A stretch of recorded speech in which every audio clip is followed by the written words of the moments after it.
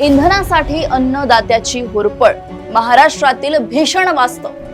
विदर्भ मराठवाड्यात शेतकरी ट्रॅक्टरवरच काढतायत रात्र। पंपावर तलवारी कोयते निघू लागल्याने दहशत, न्यायालयीन कामकाजालाही फटका।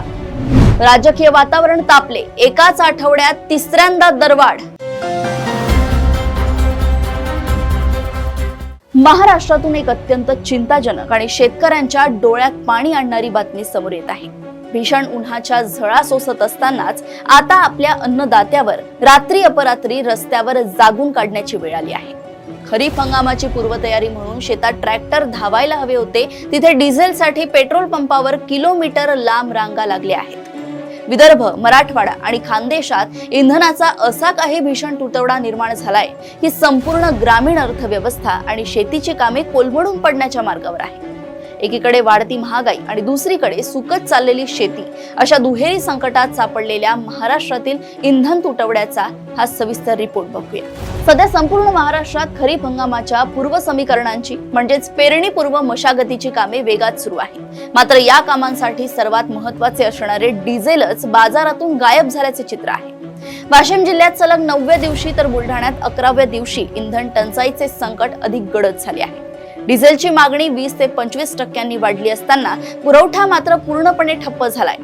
बुलढाणा ते चिखली रस्त्यावरील पेट्रोल पंपांवर शेतकरी रात्री 1:30-2 वाजता ट्रॅक्टरच्या रांगा लावून सकाळी टँकर येण्याची वाट पाहत आहेत। झोपायला जागा नाही, डिझेल मिळेल की नाही याची शाश्वती नाही, अशा शब्दात शेतकरी आपला संताप व्यक्त करतायत। हिंगोली जिल्ह्यात आठवड्याभरानंतरही परिस्थिती जैसे थे असून पोलीस दलाच्या पंपाबाहेरही मध्यरात्री वाहनांच्या लांबच लांब रांगा पाहायला मिळत आहेत। या इंधन टंचाईचा सर्वाधिक फटका जालना आणि जळगाव जिल्ह्याला बसलाय।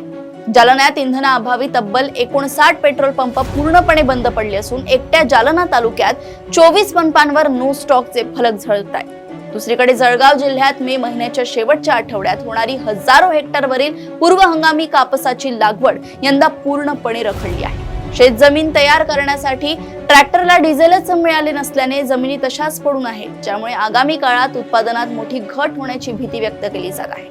डिझेल मिळवण्याच्या घाईमुळे आणि तासनतास रांगेत उभे राहिल्याने नागरिकांचा संयम सुटत चाललाय। कळमनुरी तालुक्यातील आराटी येथील शिव पार्वती पेट्रोल पंपावर डिझेलवरून 2 गटात तुंबळ हाणामारी झाली, ज्यामध्ये काही शेतकरी गंभीर जखमी झाले असून याचा व्हिडिओ सोशल मीडियावर व्हायरल झालाय। अनेक ठिकाणी तलवारी आणि कोयते निघत असल्याने पेट्रोल पंपांवरील कर्मचारी प्रचंड दहशतीत आहेत। या इंधन टंचाईची भीषणता लक्षात घेता नागपूर जिल्हा न्यायालयाने देशहितासाठी इंधनाचा योग्य वापर करण्याचे आवाहन करत वकिलांना आणि पक्षकारांना प्रत्यक्ष कोर्टात येण्याऐवजी ऑनलाईन व्हिडिओ कॉन्फरन्सिंगद्वारे सुनावणीला प्राधान्य देण्याचे निर्देश दिले आहेत। या संपूर्ण प्रकरणावर राजकीय वर्तुळातून तीव्र प्रतिक्रिया उमटतायत। आमदार रोहित पवार यांनी सोशल मीडियावर पोस्ट करत सरकारवर घणाघाती आरोप केले आहे। समस्येचे मूळ सप्लाय चेन मध्ये आहे। आगाऊ रक्कम भरूनही चालकांना डिझेल मिळत नाहीये।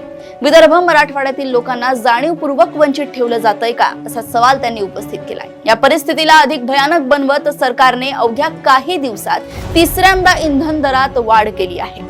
मुंबईत पेट्रोलचा दर 108 रुपये 45 पैसे तर डिझेल 95 रुपये 02 पैशांवर पोहोचले आहे, ज्यामुळे सामान्य जनतेचे कंबरडे मोडले आहे। एकंदरीत पाहता शासनाकडे एका महिन्याचा डिझेल साठा शिल्लक आहे हा सरकारी दावा आणि प्रत्यक्षात पंपांवर रिकाम्या कॅन घेऊन रात्रभर जागणाऱ्या शेतकऱ्यांची फरफट, यातील तफावत अत्यंत संतापजनक आहे। जर वेळीच केंद्राकडून आणि राज्य सरकारकडून इंधनाचा पुरवठा सुरळीत केला गेला नाही तर यंदाचा खरीप हंगाम पूर्णपणे वाया जाण्याची भीती आहे। सरकारने आता केवळ कागदी घोडे नाचवण्यापेक्षा प्रत्यक्ष जमिनीवर उतरून बळीराजाला डिझेल उपलब्ध करून देणे गरजेचे आहे, अन्यथा हा इंधनाचा भडका संपूर्ण राज्याला महागात पडू शकतो। अशाच घडामोडी व अपडेट्स मी ऐश्वर्या आपल्यापर्यंत घेऊन येत राहील। तोपर्यंत बघत राहा देशोन्नती। नमस्कार।